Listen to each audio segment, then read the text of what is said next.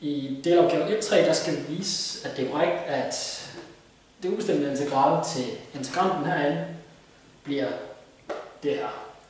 Så hvad vi kan skrive først, det er, at integranten her kan vi kalde for f af x. Og det vi skal vise, det er, at det ubestemte integral af f af x netop giver store f af x herovre.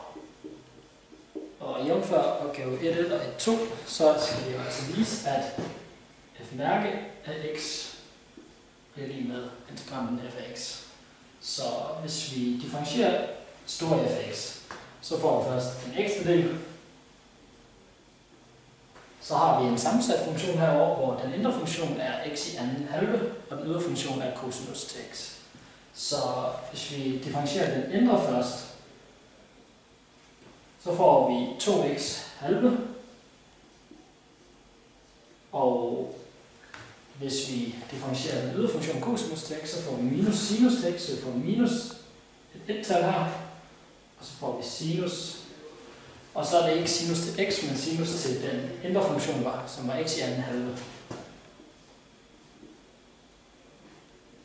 Og så har vi igen en sammensat funktion, hvor den indre funktion er x i anden, og den ydre funktion er e ekstra. Så hvis vi først differentierer den indre funktion, så får vi 2x, og hvis vi differentierer den ydre funktion, så får vi e x i anden.